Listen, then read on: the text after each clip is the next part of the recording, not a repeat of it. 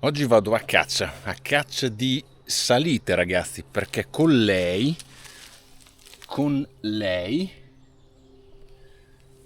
secondo me, il vero senso sono le salite. Vediamo come si comporta, sono proprio curioso. E poi vi dico un'altra cosa. Dato che Bosch è uscito con l'aggiornamento, cosa vuol dire avere 750 watt invece che 1300? Allora ragazzi, siamo arrivati nella salita che avevo già fatto con l'altra bicicletta con il motore M1, sempre Limeflow, e c'è un po' di salita, un po' di pari, poi si comincia a salire.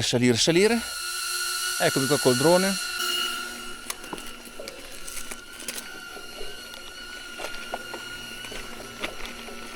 Via, comincia la salita, su.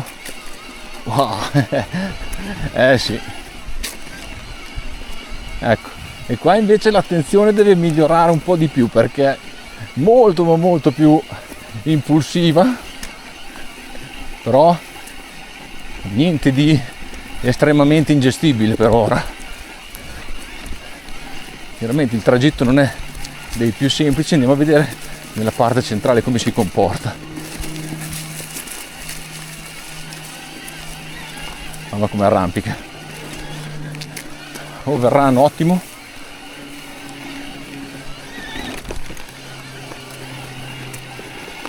Sì ragazzi, Luna Park, l'ho detto, avete poco tempo, volete fare un po' di fatica, perché comunque se ne fa anche con tutta questa potenza, oppure volete raggiungere una vetta velocemente e poi spararvi giù un bel trail in discesa. Ecco, questo è il significato di tutta questa potenza per me, e noi che siamo pesanti soprattutto l'apprezziamo di sicuro. Wow.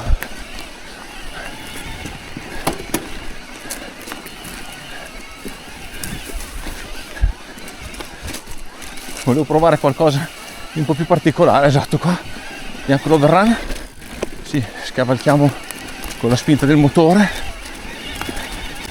ma saliamo in una maniera incredibile. Quindi 120 Nm, 750 watt, via.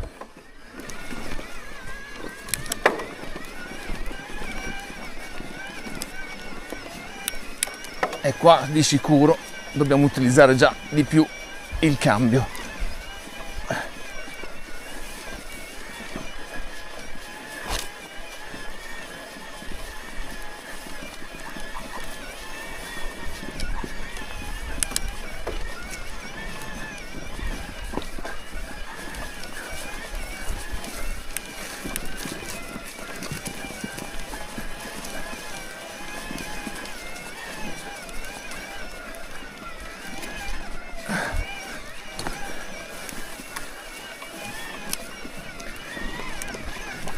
Comunque niente male, cioè,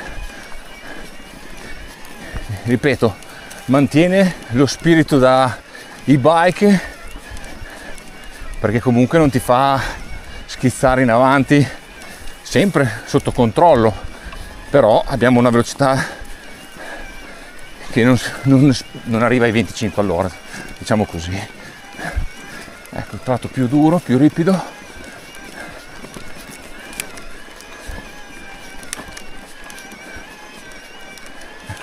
Qui sono nell'ultimo rocchetto e mi serve per salire.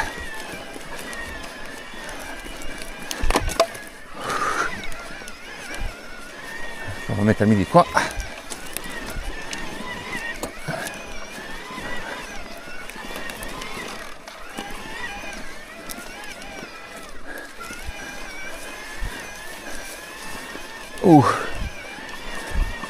Sì, sarà una bella comparativa farsela con una Limeflow PX con motore M2S.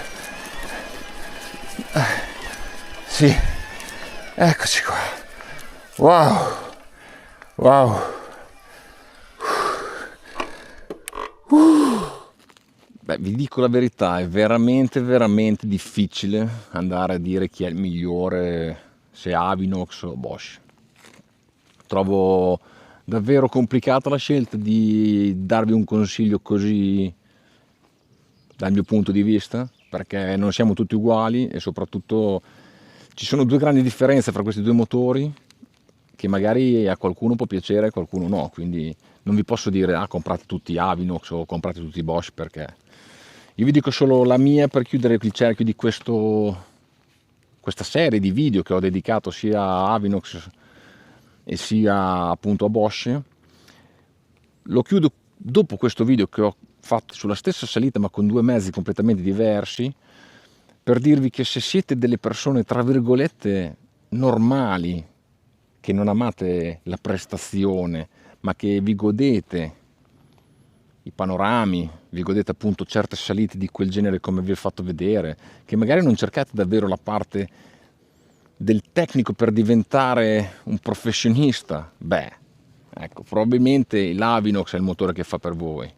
Rimarrete stracolpiti della schiena che ha quel motore, rimarrete comunque entusiasti del fatto che potete regolarvelo davvero come volete voi, però magari vi manca quella spinta, soprattutto appena appoggio il piede sul pedale, che vi fa storcere il naso. Vi manca magari quella spinta che quando venite giù da una discesa vi serve per appunto rilanciare la bicicletta e vi manca quell'istante. Ecco, quello è uno di quegli aspetti dove secondo me Avinox pecca. Ecco, dove invece lavora egregiamente il Bosch è appunto questo, sul tecnico. Il tecnico è l'aspetto che vi lascerà sorpresi, per chi non ha mai provato un Bosch, almeno a me ha lasciato sorpreso, nel senso che è immediato.